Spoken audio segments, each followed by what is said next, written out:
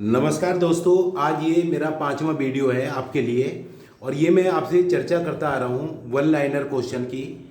तो मैं बार बार एक ही बात आपसे रिकॉल कर रहा हूँ कि ये जो मेरे 6 वीडियो हैं, मैंने प्रत्येक वीडियो में 50 इम्पोर्टेंट कॉन्सेप्ट को लिया है और 6 वीडियो हैं 300 जो भी ये कॉन्सेप्ट हैं, जो भी ये इम्पोर्टेंट बिंदु हैं, सभी एनसीईआरटी बेस्ड हैं। तो मेरा ये मानना है कि अगर आप इन 6 वीडियो को देखोगे तो आप 15 क्वेश्चन आराम से कर लोगे। और 15 क्वेश्चन के लिए मैं एक 7वीं वीडियो आपको पेडागोगी की दूंगा। तो आप इस तरह से 30 नंबर का पूरा ईवीएस का पेपर सीटेट का कर पाओगे, बहुत अच्छे से कर पाओगे। तो मैं आपसे बराबर चर्चा करता चल रहा हूँ। 4 वीडियो में मैं आपसे काफ़ी चर्चा कर चुका हूँ। 5वां वीडियो ये है और एक छठा वीडियो और होगा जो कि अंतिम वीडियो होगा। और मैं समझता हूँ कि आपको कहीं ना कहीं ज़रूर बेनिफिट मिलेगा और आप बहुत अच्छा कर पाओगे।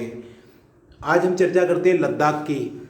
लद्दाख जो होता है ये एक ठंडा रेगिस्तान है।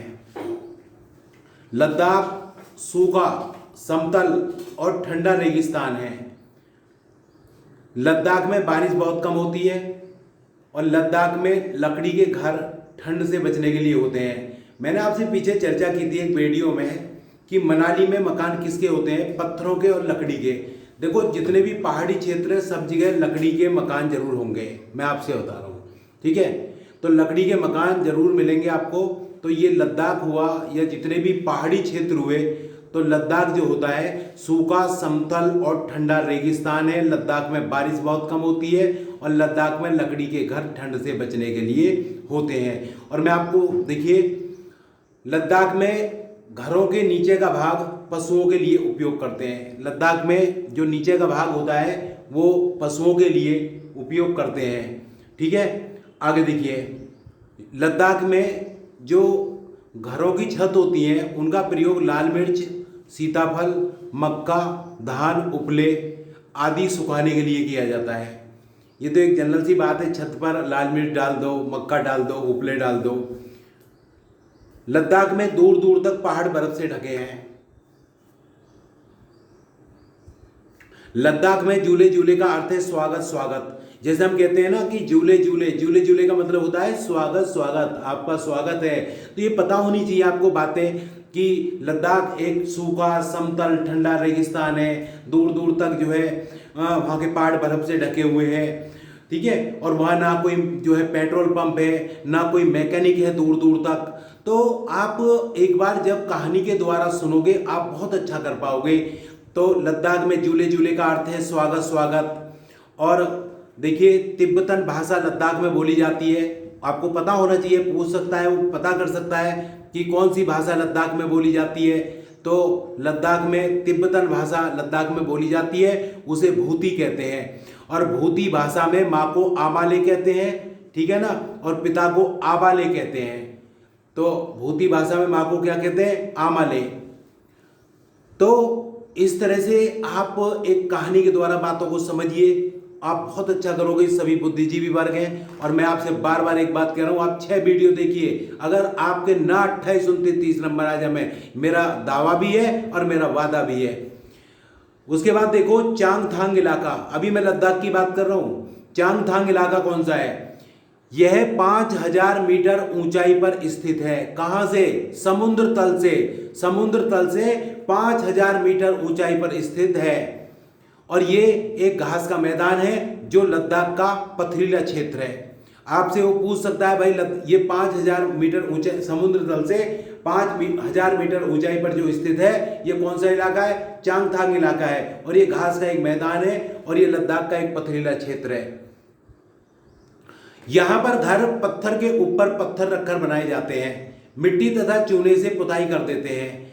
और घरों को मजबूत करने के लिए मतलब मोटे तने का उपयोग करते हैं। मोटा तना किसका? यहां मैं भूल गया, जो ये लकड़ी होती है इसके मोटे तने का उपयोग करते हैं। और सीढ़ियां लकड़ी की बनी होती हैं और निचली मंजिल पर खिड़की दरवाजा कोई नहीं होता है। मैंने अभी आपसे बताया जितने भी पहाड़ी क्षेत्र हैं वहाँ घर बनाने में पत्थरों का, लकड़ियों का उपयोग किया जाता है। पत्थर के ऊपर पत्थर रखते हैं और छत जो होती है वो लकड़ी की होती है और जो फर्श होता है वो भी लकड़ी का होता है। बिल्कुल आप ध्यान दे लीजिए, अपने पल्ले में गांठ बांध लीजिए, जितने भी पहाड़ी क्षेत्र हैं सब में पत्थर और लकड़ी का ही उपयोग होता है घरों को बनाने के लिए। ठीक है, निचली मंजिल पर कोई खिड़की दरवाजा नहीं होता है। आगे चलिएगा। चांगप्पा, चांगप्पा कौन होते हैं? चांगप्पा होते हैं घूमने वाले लोग होते हैं। कौन होते हैं? घूमने वाले लोग। ये भेड़ बकरियों के साथ घास के मैदान खोजते रहते हैं और ये मैदान लद्दाख के क्षेत्र में है। ये लोग भेड़ बकरियों से अपनी ज़रूरतों का सामान जैसे दूध, मांस, टेंट के लिए चमड़ा, स्वेटर, कोट के लिए ऊन को भी पूरा करते हैं। उन्हीं भेड़ बकरियों से दूध भी प्राप्त करते हैं, उनका मांस भी खाते हैं, टेंट के लिए चमड़ा भी, स्वेटर भी, कोट के लिए ऊन को भी पूरा करते हैं। आप यहाँ एक बात ध्यान दें बस मेरे कहने से, चांगप्पा कौन होते हैं? जो भेड़ बकरियों के साथ घूमते हैं, जो भेड़ बकरियों को के साथ घूमते हैं। ठीक है, तो और मैं आपको यहाँ एक बात बताऊं, ये जो लद्दाख में होते हैं ना, जो भेड़ बकरियों को चराने के लिए ले जाते हैं तो वहाँ की लड़कियां और जवान लड़कियां और औरतें भेड़ बकरियों को चराने का काम करती हैं। आपने एक पिक्चर देखी होगी सनी देओल की हीरो, तो वो क्या होता है उसमें प्रीति जिंटा देखी होगी आपने, भेड़ बकरियों के साथ रहती है और वो घंटी बजाती रहती है। वहीं उसको उससे सनी देओल से कुछ मुलाकात होती है, किसी मुठभेड़ में प्यार हो जाता है। खैर वो तो पिक्चर का मुद्दा है, प्यार व्यार। तो मेरा मतलब मैं तो एक बात बता रहा हूँ आपसे कि हीरो पिक्चर में भी इसकी चर्चा है। चांगप्पा, वो चांगप्पा का ही दिखाया गया है। चांगप्पा घूमने वाले लोग होते हैं, ये भेड़ बकरियों के साथ घास के मैदान खोजते रहते हैं। उसके बाद देखिए, भेड़ बकरियां इनकी पूंजी होती हैं, भेड़ बकरियां ही इनकी संपत्ति होती हैं। जिनके पास भेड़ बकरियां अधिक रहती हैं वे वहां के रसूखदार लोग माने जाते हैं, यानी कि संपत्ति वाले व्यक्ति माने जाते हैं, यानी कि सक्षम लोग माने जाते हैं। जिनके पास में भेड़ बकरियां इनकी पूंजी होती हैं, जितनी भेड़ बकरियां अधिक रहती हैं वहां के रसूखदार लोग माने जाते हैं। मैं समझता हूं कि दोस्तों आपको कहानी समझ में आ रही होगी लद्दाख की। चांगप्पा अलग नस्ल की बकरियां पालते हैं जिनसे विश्व विख्यात पश्मीना शॉल प्राप्त होती है। बिल्कुल ध्यान देने की जरूरत है, बहुत ही इंपॉर्टेंट बात है। पश्मीना शॉल जो है प्राप्त होती है, किससे प्राप्त होती है? ये पश्मीना शॉल कहाँ मिलती है? लद्दाख में। वो पता कर सकता है कि पश्मीना शॉल कहाँ, पश्मीना ऊन। ठीक है, तो वो जो चांगप्पा जो होते हैं अलग नस्ल की बकरियां पालते हैं जिनसे विश्व विख्यात पश्मीना ऊन प्राप्त होती है और जो लद्दाख में मिलती है। आप कहानी सुनिए, आप बहुत अच्छा करोगे, ऐसा मेरा मानना है। आगे देखिए, चांगप्पा ऊंचाई पर इसलिए रहते हैं क्योंकि यहां बकरियों के बाल ज्यादा पतले रहते हैं। वो 5000 मीटर की ऊंचाई पर रहते हैं। क्यों रहते हैं? यहां बकरियों के बाल बहुत ज्यादा पतले रहते हैं। यहां जो टेम्परेचर होता है ना वो 0 डिग्री से -40 डिग्री सेल्सियस तक पहुंच जाता है। अब आप समझ जाइए कि 0 डिग्री से -40 तक पहुंच जाता है और जितना तापमान कम होगा उतने ही बाल अधिक पतले होते हैं, यानी कि उतना ही जो है पश्मीना जो ऊन होती है उतनी ही अच्छी प्राप्त होगी। समझ गए ना आप? तो देखिए वहां जो टेम्परेचर होता है -40 डिग्री सेल्सियस तक पहुंच जाता है। जितना तापमान कम होगा उतने ही बाल अधिक पतले होंगे, उतनी ही अच्छी ऊन प्राप्त होगी। इनका मतलब यह है, एक पश्मीना शॉल में 6 स्वेटर के बराबर गर्मी होती है। आपको ध्यान देने की आवश्यकता है, एक पश्मीना शॉल में 6 स्वेटर के बराबर गर्मी होती है और एक पश्मीना शॉल बनाने के लिए कारीगर 250 घंटे लेता है। एक बार बड़ा प्यारा क्वेश्चन आया था, क्वेश्चन में ये दे रखा था जो लद्दाख के बारे में 6:250। इसका क्या मतलब है? अरे भैया, एक पश्मीना शॉल में 6 स्वेटर के बराबर गर्मी होती है और एक पश्मीना शॉल को बनाने के लिए एक कारीगर 250 घंटे लेता है। क्यों लेता है 250 घंटे? मशीन से नहीं बनाए जा सकते। मशीन से जो है क्या है, पश्मीना शॉल को मशीन के द्वारा नहीं बनाया जा सकता है क्योंकि इनके बाल बहुत अधिक पतले होते हैं। इनके 6 बाल हमारे जो है एक बाल के बराबर होते हैं, यानी कि जो हमारा एक बाल होता है उसमें से 6 बाल बन जाएंगे। तो आप समझ सकते हो कि कितने बाल पतले होते हैं। आपको बातें ध्यान देने की जरूरत है। कि ये विशेष प्रकार की नस्ल की बकरियां पालते हैं, भेड़ बकरियां, जिनसे पश्मीना ऊन प्राप्त होती है। और ये ऊंचाई पर इसलिए रहते हैं क्योंकि भेड़ के बाल पतले होते हैं और वहाँ टेम्परेचर 0 से -40 डिग्री होता है। क्योंकि जितना टेम्परेचर जो है मतलब जितना जो है तापमान मतलब माइनस में जाएगा, उतना ही जो है क्या कहते हैं कि मतलब बच्चा वो बाल जो होंगे उतने ही पतले होंगे। और एक पश्मीना शॉल में 6 स्वेटर के बराबर गर्मी होती है। एक पश्मीना शॉल बनाने के लिए कारीगर 250 घंटे लेता है। और पश्मीना शॉल को मशीन के द्वारा नहीं बनाया जा सकता क्योंकि इनके बाल बहुत अधिक पतले होते हैं। इनके 6 बाल हमारे एक बाल के बराबर होते हैं। समझ गए ना, एक बाल में से 6 बाल बन जाएंगे। अब लगा लीजिए आप। अच्छा, ये टेंट को रेबो कहते हैं। आपको अच्छे से पता होना चाहिए ये टेंट को क्या कहते हैं, रेबो कहते हैं। रेबो जो पता कर सकता है कुछ भी कह सकता है। लद्दाख में टेंट को क्या कहते हैं, रेबो कहते हैं। एक टेंट को उखाड़ने में 2.5 घंटे का समय लगता है क्योंकि पूरा घर तैयार कर लेते हैं। अब ये थोड़ी टेंट कंधे पे रखा, चलो भैया दूसरी जगह से कर लें, तो पहले 10-20 दिन, 50 दिन, 100 दिन, कुछ दिन तो वहां रुकते ही है। तो एक टेंट को उखाड़ने में 2.5 घंटे का समय लगता है।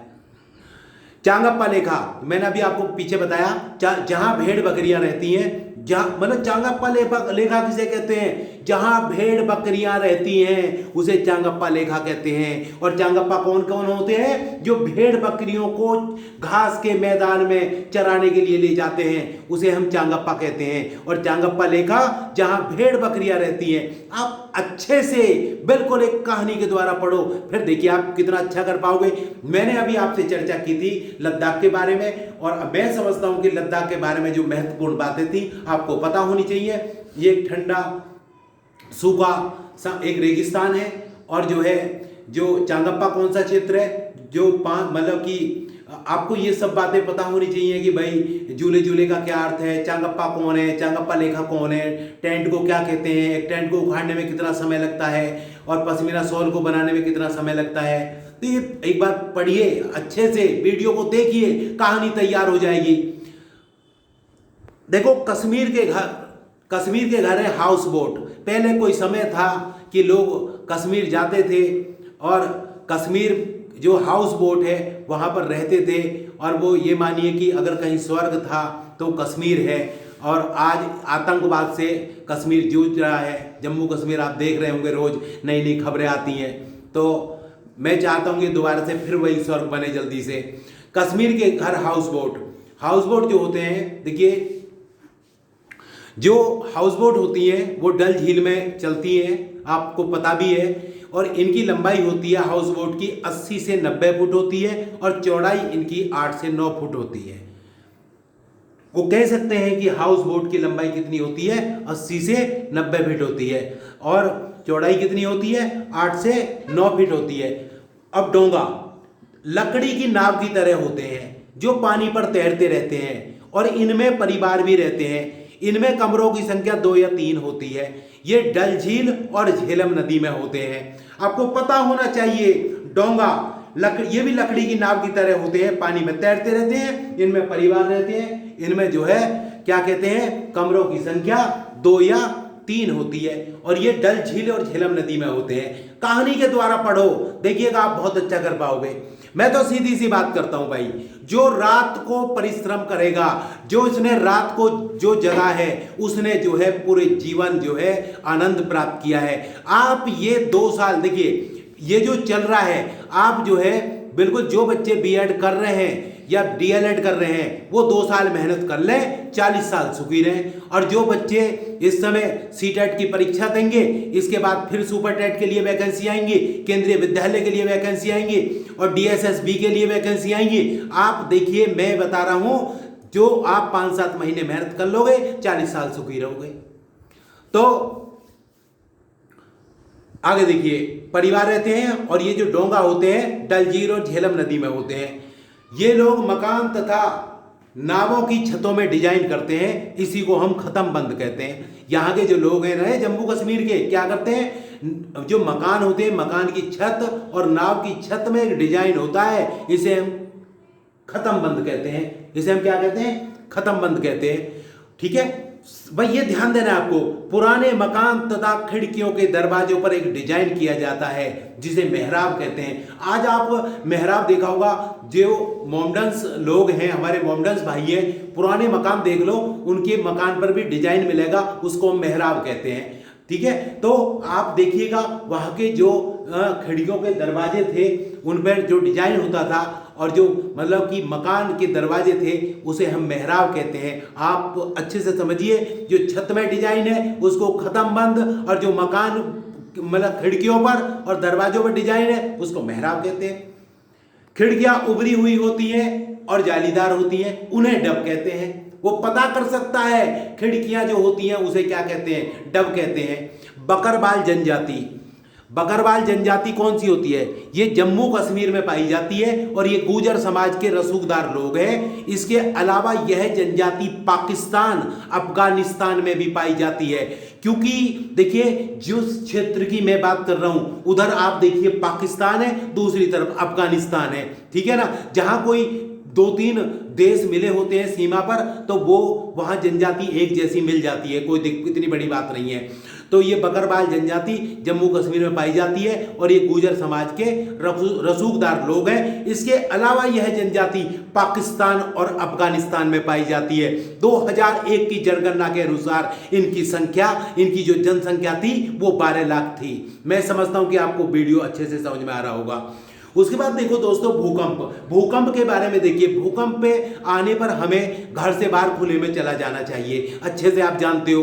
और यदि हम घर से बाहर नहीं जा रहे हैं तो फर्श पे लेट जाना चाहिए और अपने ऊपर किसी भारी वस्तु जैसे मेज को रख लेना चाहिए, उसको कसकर पकड़ लेना चाहिए ताकि वह दूर न जा सके। जनरल बात है, आप जानते हैं। देखो 26 जनवरी 2001 में अहमदाबाद, भुज और कच्छ गुजरात में एक भूकंप आया था, और भूकंप इतना खतरनाक था कि जो ये बिल्डिंग थी ना, 10-10 मंजिला बिल्डिंग, वो 2-3 जो 1-2 बिल्डिंग जो नीचे का माला था ना, वो जमीन में ही मतलब अंदर धंस गया था। इतना खतरनाक भूकंप था। तो भूकंप देखिएगा, रिक्टर पैमाना भूकंप तरंगों की तीव्रता मापने का एक गणितीय पैमाना है। क्वेश्चन पता कर सकता है भूकंप की तरंगों की तीव्रता मापने का गणितीय पैमाना क्या है, रिक्टर पैमाना है। इसका विकास 1930 के दशक में किया गया था। आगे देखो, भूकंप को मापने वाला यंत्र कौन सा है, सीस्मोग्राफ है और सीस्मोमीटर है।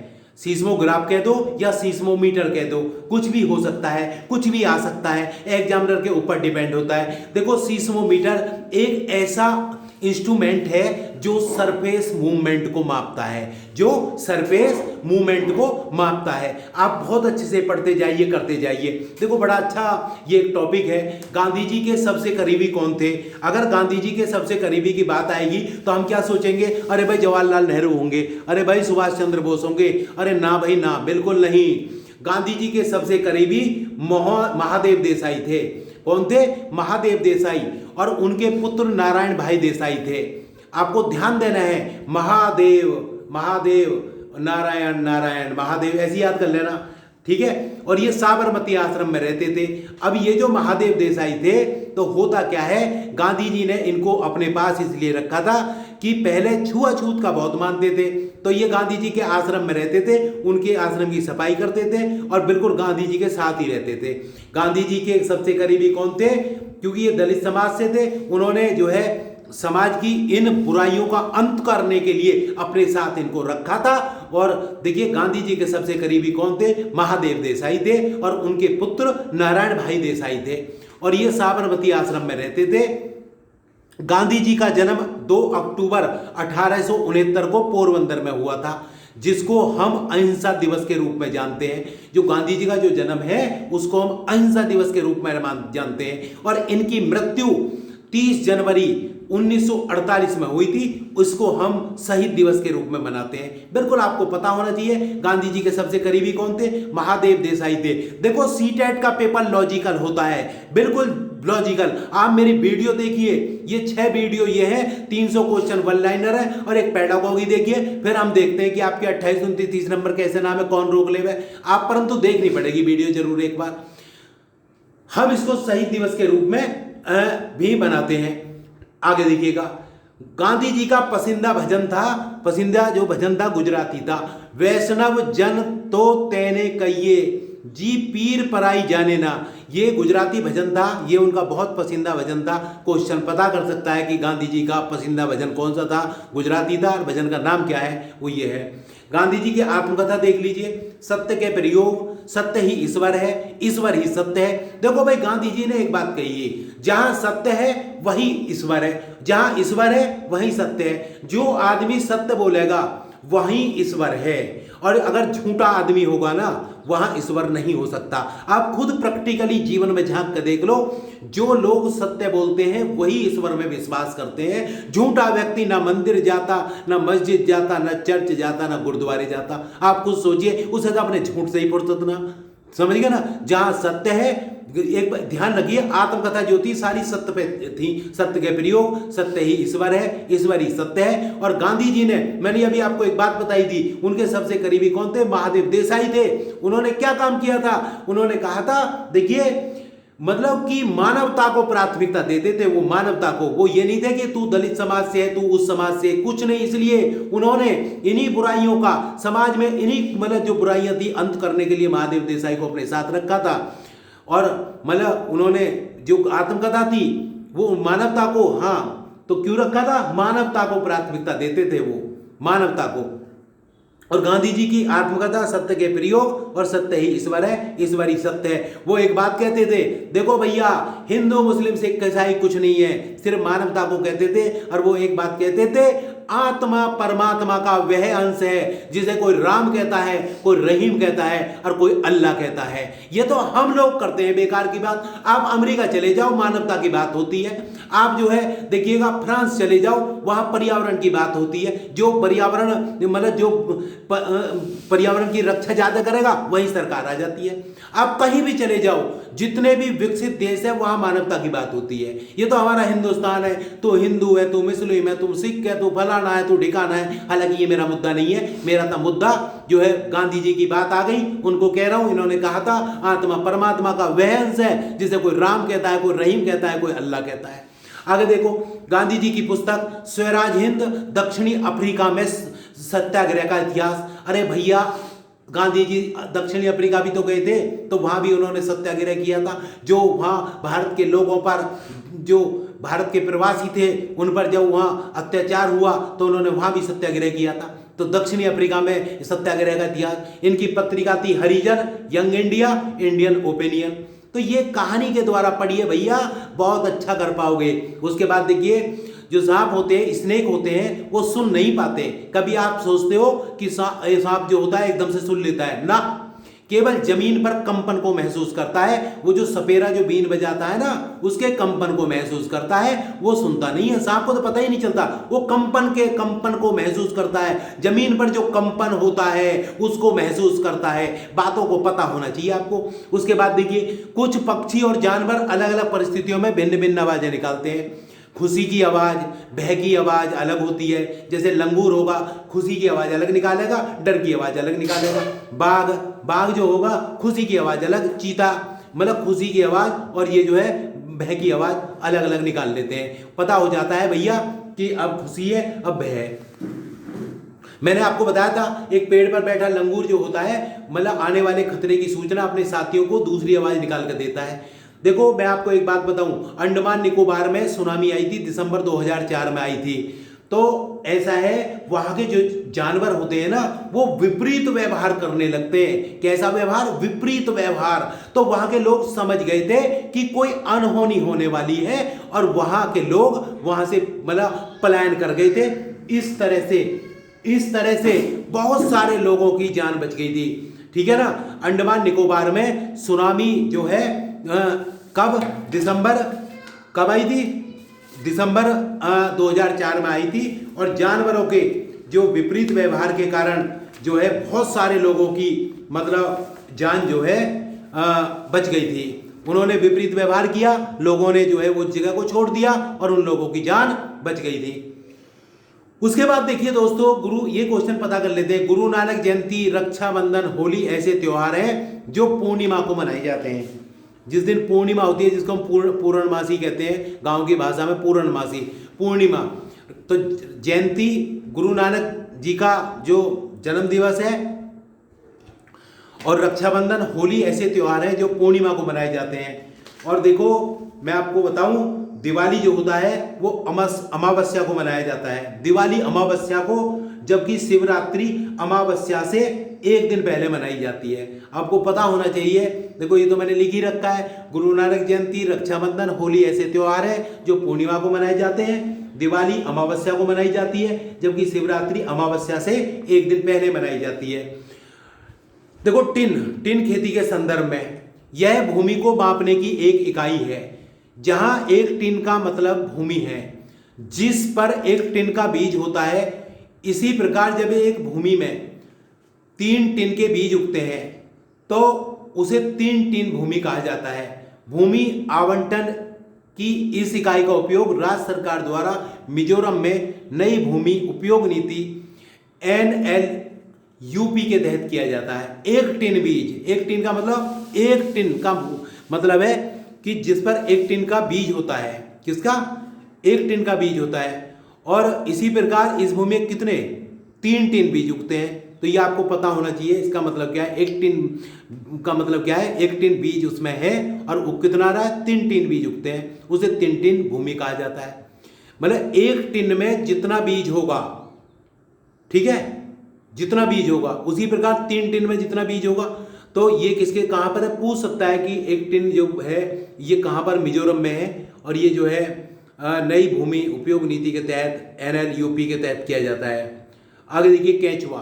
केंचुआ मृत पट्टियों और पौधों को खाता है तथा इसके मल से जमीन उपजाऊ बनती है, और केंचुआ जमीन में छेद बनाता है जिससे जमीन पोली हो जाती है और जमीन को आसानी से हवा और पानी मिल जाता है। इसलिए केंचुए को किसानों का मित्र कहा जाता है।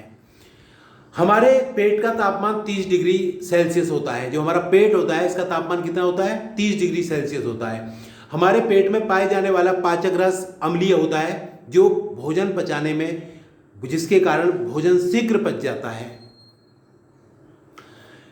कक्षा 3 से कक्षा 5 के लिए पाठ्यक्रम 6 सामान्य विषयों के आसपास तैयार किया जाता है।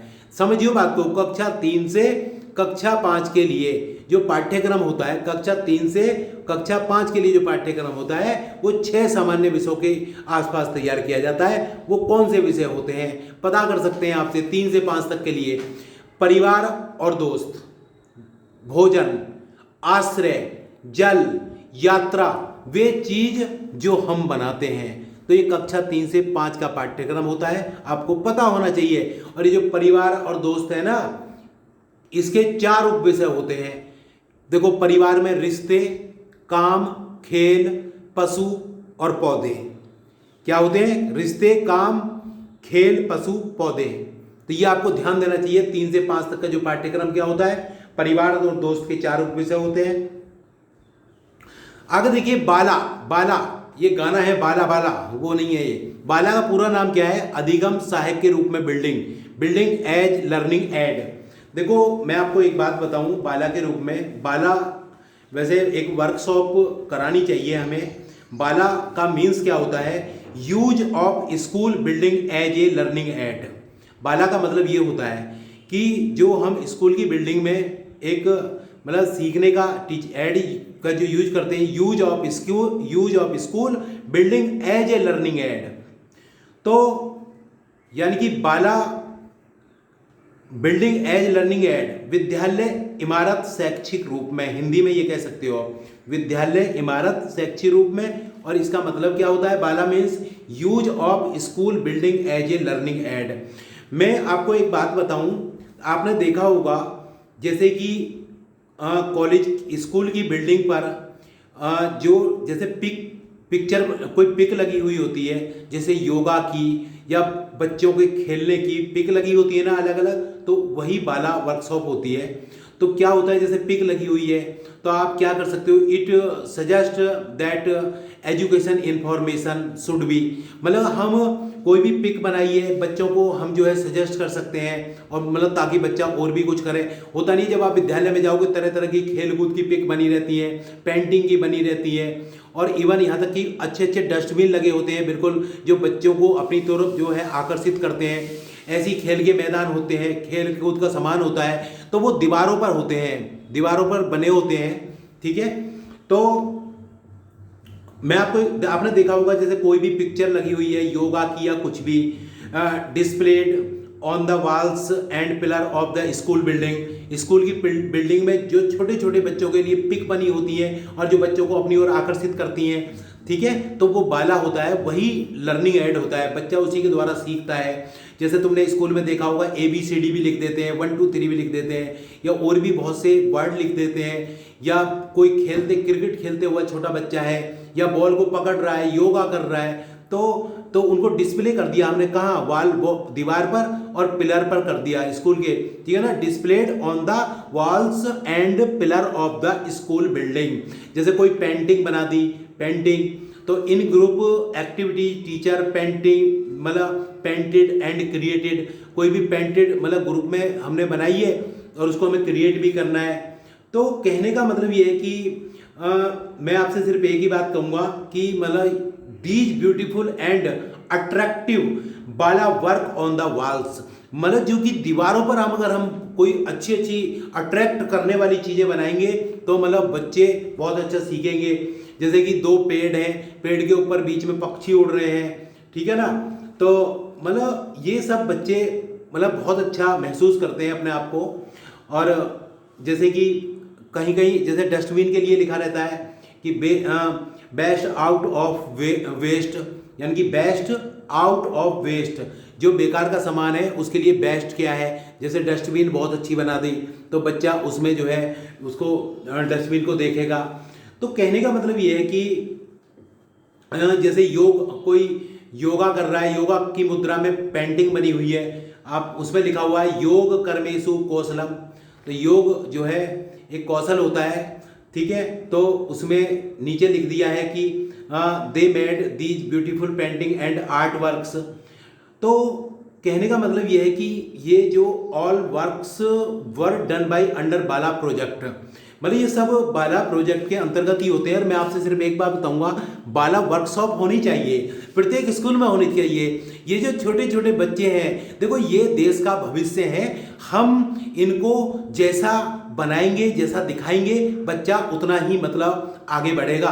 क्योंकि देखिए एक फ्रायड मनोवैज्ञानिक थे, उन्होंने एक बहुत बड़ी बात कही थी, बालक को अपने जीवन में जो भी कुछ बनना होता है उसका निर्धारण 4-5 वर्ष की आयु तक हो जाता है। जब ये नन्हे मुन्ने 4-5 वर्ष की अवस्था में विद्यालय जाते हैं तो दीवारों पर और जो है जो बहुत अच्छी अच्छी पेंटिंग बनी होती हैं या कोई भी मतलब अट्रैक्ट करने वाली पिक बनी होती हैं, ठीक है ना, वो होनी चाहिए। इसकी वर्कशॉप भी होनी चाहिए, जो बच्चे जो है उनको इंटरेस्ट पैदा हो, बच्चों को मोटिवेट मिले। तो बाला है बिल्डिंग एज लर्निंग एड, पर भैया कहाँ हैं? आज किसी भी पब्लिक स्कूल में चले जाओ, सिर्फ जो है उनका मतलब व्यवसाय से है, उनका और किसी से मतलब नहीं है। तो आगे देखिए दोस्तों, आप एक शिक्षक बनेंगे भविष्य में, आप इन बातों को जरूर पूरा करेंगे, ऐसा मेरा मानना है। आगे देखिए, वेलक्रो की खोज जॉर्ज मेस्टल ने 1948 में की थी। वेलक्रो क्या है? ये अपने कुत्ते के साथ घूमने जा रहे थे, तो होता क्या है, जब ये घर में आए तो कुत्ते के जो पैर थे उसमें मतलब छोटे छोटे जो है बीज लगे हुए थे। तो वेलक्रो क्या होते हैं? बीजों के छोटे छोटे हुक से बने होते हैं। तो बस वेलक्रो की खोज किसने की थी? जॉर्ज मेस्टल ने की थी। ये एक बार घूमने जंगल में गए तो उसके जो कुत्ता था, कुत्ते के पैरों में छोटे छोटे बीज लग रहे थे, उन्होंने देखा तो वेलक्रो बीजों के छोटे छोटे हुकों से बना होता है। ये खोज किसने की थी? मेस्टल ने की थी। देखो रक्त की अगर हम बात करें, ब्लड की, कि देखो रक्त समूह ओ का एक आदमी रक्त समूह ए की एक औरत से शादी करता है, ठीक है, तो उनके बच्चे के रक्त समूह ओ और ए होने के 50-50 चांस हैं। मतलब ओ भी हो सकता है 50% और ए भी हो सकता है। तो इस तरह के क्वेश्चन वो पता करते हैं। तो मैं समझता हूं कि अगर आप एक बार ये सब बातें देखेंगे तो आप बहुत अच्छा कर पाओगे। सीटेट एक ऐसी परीक्षा है जहां क्वेश्चन रिपीट होते हैं और बिल्कुल ये 300 क्वेश्चन आपके एनसीईआरटी बेस्ड हैं और वहीं से लिए गए हैं। उसके आगे देखिए घर्षण बल। सबसे पहले मैं बात करता हूं कि घर्षण बल होता क्या है। देखो, दो सतहों के बीच लगने वाला एक बल है। घर्षण बल क्या है? दो सतहों के बीच लगने वाला एक बल है। देखो कैसे, एक तो देखो, एक तो वो हो गया एक सरफेस तो हो गया जिस पर हम चलते हैं, और दूसरा कौन सा हो गया, जो हमारा पैर हो गया, चलने वाला जो पैर हो गया। तो समझ गया ना, पैर के बीच और जमीन के बीच, दो सतहों के बीच लगने वाला एक बल है। जैसे मैंने किसी बॉल को किसी सरफेस पर, जमीन पर लुढ़काया, एक तो क्या हुआ, बॉल एक सरफेस हो गई, बॉल भी खुद एक सरफेस हो गई, ठीक है ना, और दूसरा सरफेस क्या हुआ, फर्श हो गया। उस पर मैं लुढ़काता हूं तो बॉल कुछ देर बाद रुक जाती है। वो क्यों रुकी, वो क्योंकि उसके ऊपर एक घर्षण बल ने काम किया। बात समझ गए ना, एक घर्षण बल ने, जो एक घर्षण होता है गति के विरोध में काम करता है। जैसे बॉल को जमीन पर लुढ़काया, ठीक है, तो एक सरफेस क्या है, एक सरफेस तो बॉल है जिसको मैंने लुढ़काया, दूसरा क्या है, किस पर लुढ़काया, जमीन पर लुढ़काया, तो बॉल कुछ देर बाद रुक जाती है। वो रुकती क्यों है, वो घर्षण बल के कारण रुकती है, क्योंकि घर्षण गति के विरोध में काम करता है। हम फर्श और हमारे पैरों और फर्श के बीच घर्षण होने के कारण पता चल पाते हैं, ये आपको ध्यान देना है। पैर और फर्श के बीच घर्षण होने के कारण ही चल पाते हैं। पेन की नोक और कागज के बीच घर्षण के होने के कारण लिख पाते हैं। जो पेन की नोक होती है और कागज पे के बीच जो घर्षण होता है तभी लिख पाते हैं। घर्षण के कारण ही हम किसी गतिशील वाहन को ब्रेक लगाकर रोकते हैं, जो मैं अभी आपसे दोस्तों चर्चा कर रहा था। तो आपको समझ में आ गया होगा अच्छे से। देखो, पृथ्वी गोल है, अर्जेंटीना और भारत में लोग एक दूसरे के सापेक्ष उल्टा खड़े हैं, ये आपको पता, ध्यान देना पड़ेगा। पृथ्वी गोल है, अर्जेंटीना और भारत में लोग एक दूसरे के सापेक्ष उल्टा खड़े हैं। वास्तव में पृथ्वी पर कोई ऊपर और कोई नीचे है, यह सापेक्ष है, यह आपको ध्यान देने की जरूरत है। ये मलेरिया का वैसे मैंने पीछे कराया तो था शायद। मलेरिया की उपस्थिति का पता रक्त परीक्षण द्वारा, ब्लड के द्वारा ही पता चलता है। जो लाल रक्त कोशिकाओं में प्लाज्मोडियम की उपस्थिति से पता लगाया जाता है। वो कभी कभी पता कर लेता है कि भाई जो लाल रक्त कणिकाएं होती हैं, लाल रक्त और श्वेत रक्त दो होते हैं, तो जो आरबीसी होती है उसमें प्लाज्मोडियम की उपस्थिति से पता लगाया जाता है। तो मच्छरों के प्रजनन की रोकथाम के लिए ठहरे पानी में तेल डालने की सलाह दी जाती है। तो जो मच्छर होते हैं उनकी रोकथाम कैसे करेंगे, ठहरे हुए पानी में क्या तेल डाल दीजिए आप, ठीक है, मिट्टी का तेल या केरोसिन जो भी आप कहते हैं, क्योंकि तेल जो होता है ऑक्सीजन की आपूर्ति को काट देता है, जिससे मच्छरों का प्रजनन थम जाता है। तो आपको पता होना चाहिए तेल से क्या होता है, प्रजनन थम जाता है और उनकी ऑक्सीजन कट जाती है। पीछे वैसे मैंने मलेरिया का काफ़ी सारा बताया था, रोनाल्ड रॉस ने मच्छर के पेट में झांका, ठीक है, ये सब बातें मैंने आपसे पीछे की थी। कबड्डी को, जो कबड्डी होता है इसको हम चेडुगुडू, हुतुतु, हाडुडू, छू किटकिट आदि नामों से जाना जाता है। आपको पता होना चाहिए, वो कह देता है भाई चेडुगुडू, हातुतु, हाडुडू, छू किटकिट जो होता है किसको, कबड्डी को कहते हैं। ज्वाला, लीला, हीरा मुंबई में रहती हैं, ये तीनों कबड्डी खेलती हैं और हीरा कबड्डी की कोच भी बनी थी। ज्वाला, लीला, हीरा मुंबई में रहती है, तीनों कबड्डी खेलती थी और हीरा कबड्डी की कोच भी बनी थी। मधुबनी पेंटिंग में जानवर, मैंने कल चर्चा की थी वैसे इसकी, जो मधुबनी पेंटिंग है और में मनुष्य, जानवर, पेड़, फूल, पक्षी, मछली और अन्य जानवर के चित्र बनाए जाते हैं। इसमें नील, हल्दी, फूलों, पेड़ों के रंग आदि का उपयोग किया जाता है। और मधुबनी जो पेंटिंग है, त्योहार के दिन जो ये लोग हैं बिहार में दीवारों पर पिसे हुए चावल में रंग डालकर जो है दीवारों पर ये बनाते हैं, चित्र बनाते हैं, और उन चित्रों पेंटिंग में मनुष्य, जानवर, पेड़, फूल, पक्षी, मछली, इनके चित्र बनाए जाते हैं। इसमें नील, हल्दी, फूल, पेड़ों के रंग आदि का उपयोग किया जाता है। देखो, सरसों के पौधों की पत्तियों को सब्जी की तरह उपयोग में लाया जाता है। आप जानते हो सरसों का साग, तथा इसके बीजों से तेल प्राप्त किया जाता है, ये भी आप जानते हो, तेल प्राप्त किया जाता है। सरसों कोलेस्ट्रॉल को कम करने, खाद्य पदार्थों के उचित पाचन में मदद करता है। इसके अलावा यह कैंसर विरोधी और दाहक विरोधी है, ठीक है ना। तो आपको पता होना चाहिए कि ये कैंसर विरोधी क्या है। तो सरसों का तो जनरल बात थी, आपको पता है। अगर दोस्तों आपको मेरा वीडियो अच्छा लगा हो, लाइक करें, कमेंट्स करें, अपने दोस्तों को शेयर करें और इसको सब्सक्राइब जरूर करें चैनल को। अगर आप कमेंट्स देंगे तो देखो भाई हम मोटिवेट होंगे और आपके लिए कुछ अच्छा कर पाएंगे। और घंटी को जरूर दबाएं। आप वीडियो को अच्छी तरह देखिए, उसके नोट्स बनाइए और आप देखिएगा 28, 29, 30 नंबर आराम से ले आओगे। बहुत बहुत धन्यवाद दोस्तों। अगली वीडियो के लिए मैं आपसे बहुत जल्द मिलूंगा।